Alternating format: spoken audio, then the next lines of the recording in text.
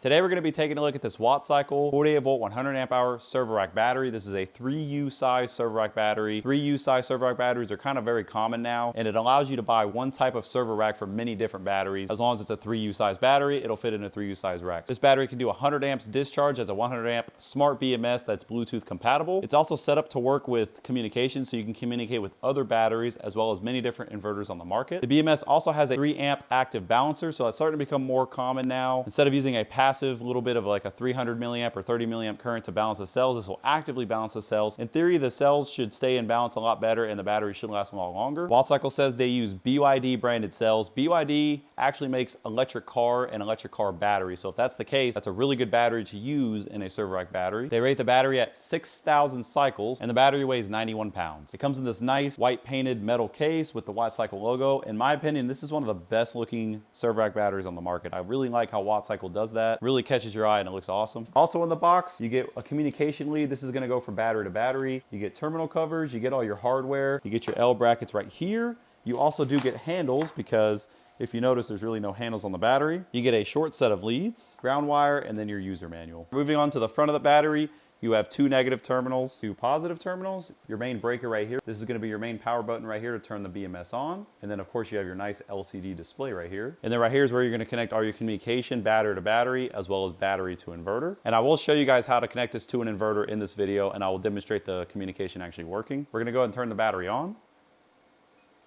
As you see, we get a nice bright color display, and we're going to go through some of the menus. So you can click pack. This is going to give you the state of charge. It's going to tell you if the BMS is balancing. You can turn on and off the equalizing. It gives you voltage, current, pretty much everything you'd want to see in a display. So that's really nice.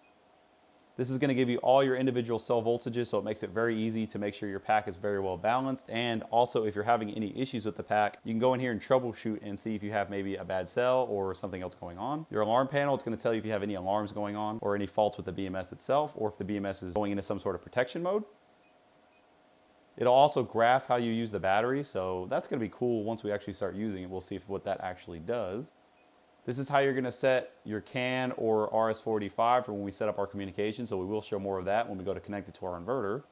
And then this just gives you software version and some other stuff like that. Here's what the side of the battery looks like. You get your label right here, just giving you some more product spec. I'm assuming this is going to be to connect it to the Bluetooth app. You get some nice metal vents right here as well. Same thing on the other side, no labels, just the vents. And here's what the back side looks like. You get some more labeling and things like that. In order to make it easier to move around, I am going to throw the handles on real quick. I'll show you how easy that is.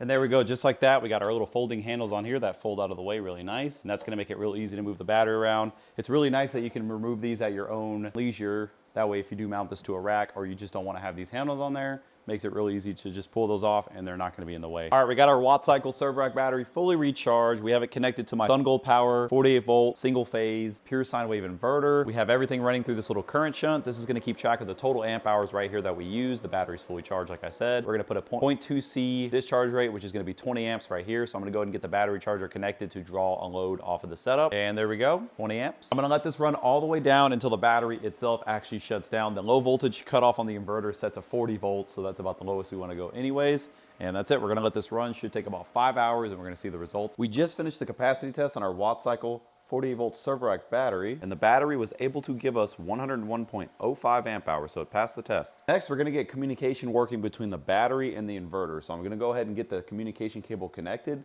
We're going to go into the settings and set everything up and just make sure all that works as designed. We're going to take one end of our Ethernet cable. I'm going to connect it to the CAN/RS-485 port on the battery. I'm going to do the same thing on the inverter, connect it to the RS-485 port. Go ahead and turn the inverter on. The battery is already on. All I got to do is go to set, CAN, RS-485, and then we're going to put this on pace.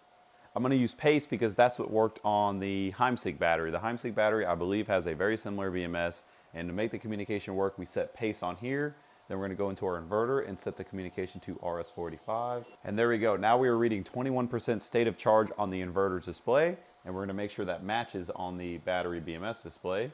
And it does. It says 20%. It says 20% right here. So that's what the battery's reading, and that's what the inverter's reading. So everything's working as designed. With closed loop communication enabled, you can actually go into your inverter settings and set different charge parameters based on state of charge or anything like that. So that is pretty cool. A lot of people like using closed loop communication. Personally, I don't really use it on my setups, mainly because I have many different batteries and it'd be really hard to get them all to talk to each other, especially because some of the batteries I use do not have a smart BMS. But in this case, this works perfectly fine, just like they advertise. Next, we're gonna go ahead and open the battery up and take a good look at the build quality. We're gonna try to identify the cells that they're using in this pack, and we're also gonna look at the BMS and kind of get a good idea what that looks like. I'm curious to see if this battery looks like a very similar battery just tore down. A lot of the interfaces on the screen seem very similar as well, so I wonder if they're using a similar OEM as to other battery brands. All right, let's tear it open. All right, right off the bat, we have this nice big cover. It's a plastic cover that helps cover all the cell terminals. It's really nice. It's Wattcycle branded, so it's custom made just for them. The BMS also says Wattcycle on it. It is a 3 amp active BMS. The BMS design does look really similar to some other batteries I've seen. However, it does have the Wattcycle screen printing on the front right here, which I will get in closer and show you guys. This battery is very cleanly laid out. They have bus bars. So if you look here, there's actually no wires. It's all bus bars connecting from the BMS to the battery itself, and then from the BMS to the main negative lugs. No wires at all. Same thing with the positive end. You have main bus bar to the breaker, and then from the breaker to our main positive terminal. Here's kind of a better shot of what I'm talking about. Very, very clean. Very little wiring, and all the wiring they do have is all tucked up, like this little harness right here is zip tied up out the way. This is going to be all our main balance harness connections right here, as well as our temperature sensors. Those are all nicely loomed as well with a little bit of a wire covering, and it's all zip tied up in this corner. There's a little bit better close-up of the BMS itself. Looks very nice. And overall, I really like how they wire manage this battery. It's very, very clean. Tons of space in here, nothing's cramped up. I really like that, so they did a good job on that. Next, we're gonna pull this cover off and take a look at the cell. Same thing underneath the battery cover, very cleanly laid out. All the individual balance wires are bolted to the bus bars. We have nice thick bus bars, laser welded terminals, heat shrink eyelets. They're all individually labeled as well. We have a temp sensor here, here, here, and here, as well as what's in the BMS itself. So there's tons of temperature sensors on this battery. It's gonna be able to very accurately keep track of the temperature and make sure everything is okay. Balance harness very nicely secured with individual zip ties. So that takes time to do that, but it makes the battery a whole lot cleaner when they do that. It's all loomed up, no loose wiring, and then the balance harness kind of follows the edge right here and goes into our BMS. The metal itself is nice and beefy. That's gonna provide a lot of cell protection as well as compression to the cells themselves. We have fiberglass boards all between the cells and the metal case. So none of the cells are touching anything metal or each other. It's all insulated, so that's really good. You don't want those to be able to rub and touch and possibly chafe. I just decoded these cells using the QR code on the battery cells themselves, using a QR code decoder, and they are in fact BYD cells, which is what Wattcycle advertises the cells to be. BYD makes electric car battery cells as well, so they're a very good brand, and they seem to be pretty good. This is the second battery I've seen using BYD cell, rated at 102 amp hours, and they're from March of 2024.